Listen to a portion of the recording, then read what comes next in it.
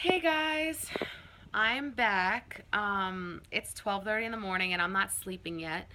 Actually, no, yeah, 12:38, and I'm not sleeping because I have fibromyalgia, insomnia, also known as pain insomnia. I would like to add that I'm very happy on one end of the spectrum. Excuse the nighttime hair, but I'm happy because my pain level is a 5.6. So those of you that understand pain levels, you know it's a chart 1 to 10, and I live in a 5.6 really most of the day, but at night usually I'm like a 7.8. So I'm super happy to be at a 5.6 right now, and I'm also in some kind of mood because usually um, I'm in pain, but tonight it's a little different. Tonight I'm more heightened irritability, you could say. And because of that, it's just got me thinking about the degenerative, insensitive public, right? When it comes to people with chronic pain and illness. So let me show you real quick this thing right here. See this? That is the fibromyalgia smile. Yeah. So even when you're angry and irritable and in pain, we throw that on, and nobody knows not a damn thing, right? Well, so I got to thinking about some of the things that that irritate me and some of my friends. And when I say my friends, I mean my fibromyalgia warrior and chronic pain friends who really truly understand what it's like to live in chronic pain that you don't control and that can bring you to your knees in pain, and you don't know when it's ever going to hit you. I mean, it's traumatic, it's terrible. And everybody should be sensitive to that, but unfortunately just people aren't. And I'd say one of the first things that I've never heard before, thank goodness gracious that I've never heard it, nobody's ever said it to me, because I feel like I might just hurt somebody if they ever said this to me. But is it real? Is fibromyalgia real? Now, I've heard that people said this to people, then I'm just thinking, like, are your parents donkeys? Like, what kind of family did you grow up in to ask a person who is in pain and telling you about their very painful, debilitating disease, their illness that doesn't just affect their mind and their nerves, because it's a degenerative nerve disease, is what it is, to be very clear, but it affects their whole life. They have to change their life. So don't ever ask a fibromyalgia sufferer if it's real. Shut your damn mouth and Google it, because it's real as real can be. It's in the medical journals. There's a lot of research. A lot of people are ignorant to it, yes, but it's one of those things that you just don't get till you get it.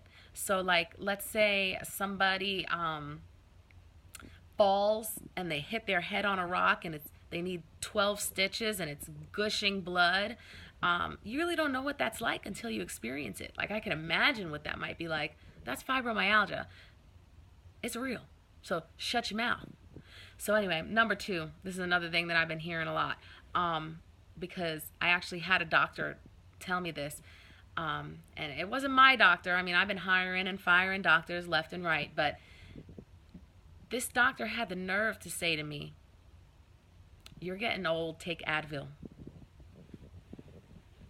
I'm sorry, what school did you go to that you would ever tell somebody, first of all, I'm 35, I'm not getting old, so shut your mouth. Number two, Advil is the destroyer of all destroyers. I mean, that will tear your stomach up. So don't ever tell somebody they're just getting old and that's why. That's really, really stupid, okay? I'm going to let you know now that you are stupid. Another thing, I'm going to hold back, but I don't want to hold back that much. But,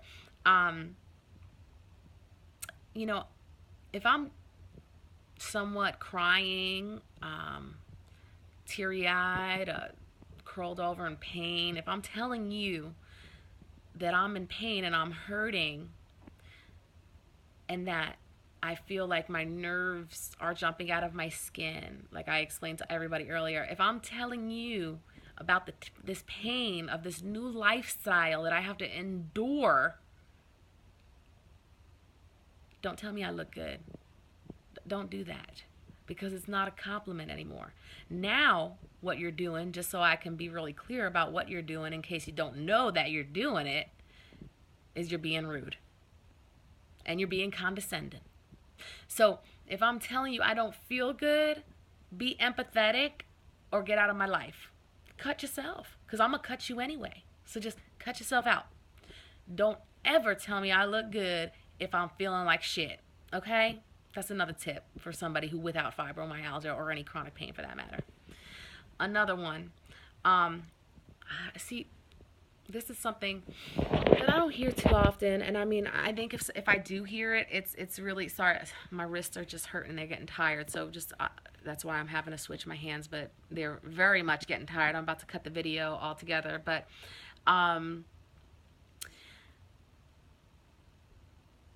that's that brain fog right there. So two things that you just saw about fibromyalgia that you didn't know before, for all you people out there that I'm teaching something to tonight at midnight. We have pain everywhere, and holding a phone for 5 minutes is extremely difficult. And also we have something called short-term memory loss and brain fog. And see that smile there? That's fibromyalgia. I gotta smile through it. If I don't smile, then who knows what I would do. I don't want to frown, get more wrinkles. I'm getting old. Remember, the doctor told me I'm getting old. Anyway, so another thing that I just wanted to say to you tonight was that, I got it. So a lot of my friends, and when I say friends, I mean people I'm meeting online and people I'm meeting in person and in groups that have fibromyalgia, they are having to get Social Security because they are unable to work. And I've heard from them that people have had the audacity to say, well, that might be nice, or that must be nice not to work. Well, you're talking about a person who just worked their whole lives to get to that career, and now they have to give it away and get a quarter of the income. Not easily, for that matter. They have to fight tooth and nail to get that money, if they even get approved after they appeal 3 times, go to a psychologist, go to 5 different doctors. I mean, I would think that the public would know better, but y'all don't. And I'm not going to speak for everybody, because there's some real empathetic, sympathetic people out there, and I am just like thinking, thank you. I would like to thank. But there are a lot of people out there that really are saying, well, that must be nice not to work. Well, no, it's not nice. It's not nice. You know why? Because we are in dire, tremendous pain all day long. I'm up at 1 in the morning. I personally have an 8 o'clock in the morning meeting tomorrow morning. And then I have a 1 o'clock in-person analysis following that. I'm going to be extremely tired and fatigued all day. So please understand what we're suffering through.